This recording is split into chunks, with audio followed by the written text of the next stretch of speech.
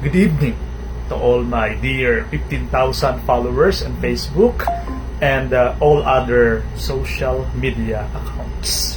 Once again, Nonong S. Revealer is live, and I want to tell the whole Philippines, especially our officials, that we teachers have also agonies and pleas. So this poem is dedicated to all teachers and to all concerned citizens of the Philippines, na ito po ang amin pong mga hinaing at ito po ang amin pong mga nararamdaman sa oras na ito. Sana po ay inyo pong makita, mapagtanto at makarelate po kayo sa amin pong mga guro, especially po mga teacher 1, teacher 2, teacher 3, teacher 4 hanggang 6 po. Kasi ang iba naming mga opisyales matataas na po yung kanilang mga sahod. Kaya possibilities po, hindi po sila nakaka-relate sa sahod ng mga ordinaryong mga kaguruan na mabababang posisyon. Sana, number 3 na po ito. Plus 3 na ba, kumbaga? Sana'y pakinggan ang daing mga panawagat, mga dalangin, pagsusumamot, pagmamakaawa, mga bayaning tila binabaliwala.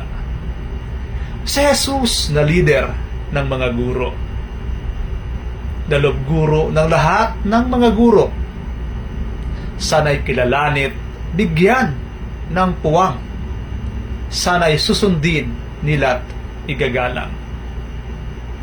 Noon ay nagturo ng walang bayad, gumawa ng mga kabutihang hayag, ngunit kanilang sinira't pinatay ang lahat ng sa kanya'y nakasalalay. Sana mapagtanto ng lahat, iba noon kaysa ngayon dapat.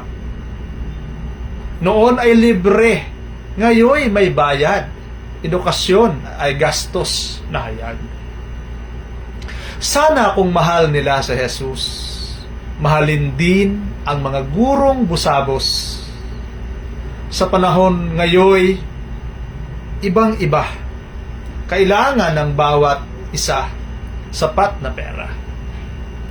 Sana kung sinusunod nila si Jesus, gurong mga alagad niyang hikahos, upang hindi na niya sila idadamay sa dilubyong kanyang ibubuhos.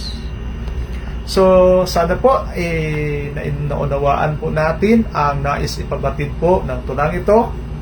Nais ko lang pong ipabatid dito na si Jesucristo, ang atin pong master teacher, at lahat po ng mga guro ay mga alagad niya, at kaming mga alagad niya ay binubusabos, binabaliwala, hindi pinapakinggan sa loob ng maraming panahon. At ngayon po, kami po ay nananawagan sa gobyerno na bigyan po kami ng agarang aksyon. Maraming salamat at ingat po. Please share po, free po kayong mag-share nito, free pong mag-comment, free pong mag-react, free pong kung ano pong gusto nyo gawin, malaya po kayo. Yan po ang kalayaan, kasi si Jesus ang katotohanan, at ang katotohanan ay magpapalaya sa bayan. Salamat and God